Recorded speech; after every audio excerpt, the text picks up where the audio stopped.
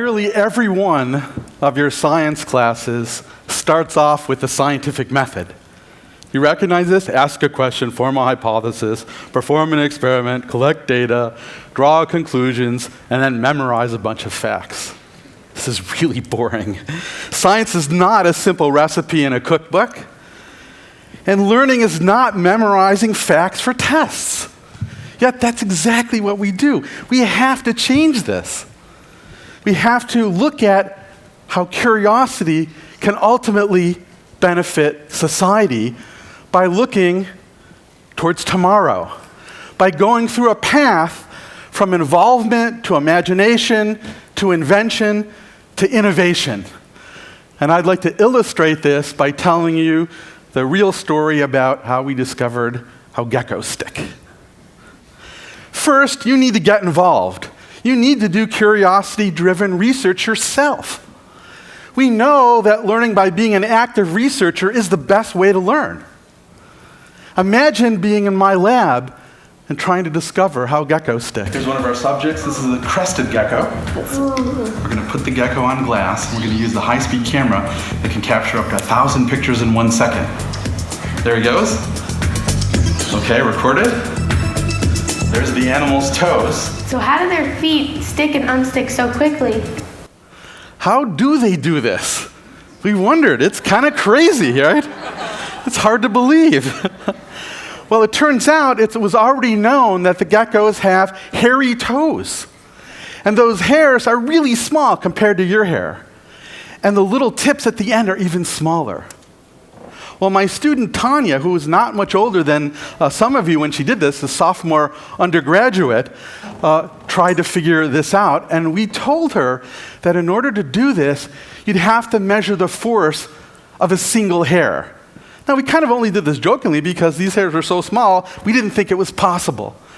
But Tanya didn't know that. And she went on to build the simplest, most beautiful measurement device ever. Here it is. She took one of those tiny little hairs and put it onto a probe.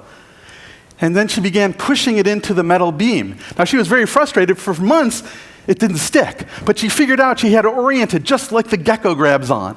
And then it worked. And there's the little split ends grabbing the beam in that little window. And then she did something magical. For the first time ever, she measured the force of a single gecko hair that allowed her to discover a completely new way to stick to something no human has ever known before. They have hairy little toes, huge numbers of hairs, and each hair has the worst case of split ends possible, 100 to 1,000 nanotips that an animal has on one hair, and 2 billion total. And they don't stick by glue or by suction or by Velcro. She discovered they stick by intermolecular forces alone, by van der Waals forces, and you'll learn this in chemistry and physics if you take it. It's unbelievable. It's a whole new way of thinking about making an adhesive. Well, this isn't the end of the story. There's still mysteries. Why are the gecko's feet looking like this? They have bizarre toes, and we don't know why. If you go into a museum and look at each gecko species, you see they have all different hairs, different lengths and thicknesses and patterns. Why? I don't know. But you should come to Berkeley and help me figure this out. It's just about right, so apply. But it's a mystery. And there's even more stuff that's unknown. This tarantula also has hairs and can stick this way too. But recently it was found that they also can secrete silk from their feet, not just their behind, like you know they do. And even more recently, my graduate student Anne showed that all spiders can secrete glue. And we know nothing about this glue. Except it was around way before this guy, millions of years before. So don't stop at the discovery. Next, imagine the possible uses for society. Here is the first human supported by a gecko-inspired adhesive. This is my former graduate student, Keller Autumn, who's a professor at Lewis and Clark, offering his second-born child for the test.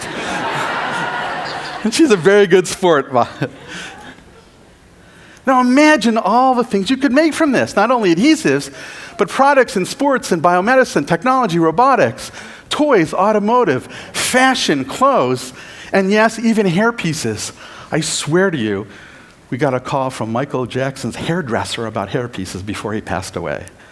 Who would have guessed from studying geckos? Next, invent a game-changing technology, device, or product. Like my engineering colleague at Berkeley, Ron Fearing, did when he made one of the first synthetic, self-cleaning dry adhesives after the simplest version that you see in animals. Believe it or not, right now, because of this work, you can make your own synthetic gecko nanotape by nanomolding with just a few parts. And here's the recipe that we can give you. It's been incredible since we made this discovery of all the papers and the work and the different ways to make it.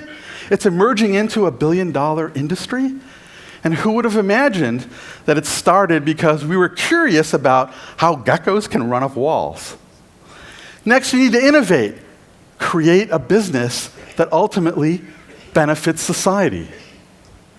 Did you know there are 6 million people per year that have chronic wounds? 2 million develop an infection, and infections account for 100,000 hospital deaths. Imagine if you could build a company that could produce a gecko-inspired Band-Aid that would remove pain and suffering. Just a simple invention. If you look at the last 3 great earthquakes, over 700,000 people were trapped and lost their lives.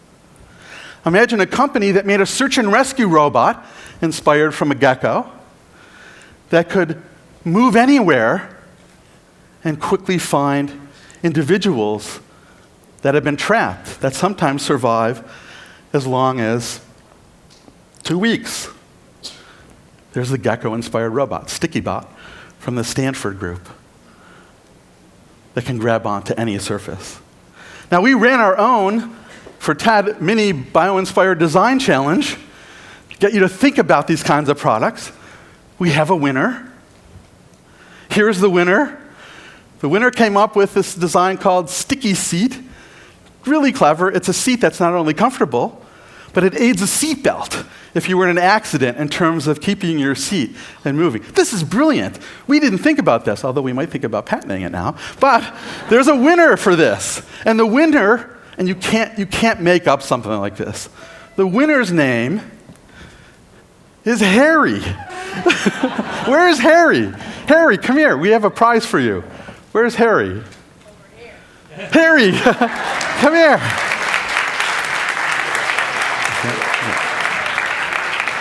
We have a crested gecko for you that has very cool hairs on it.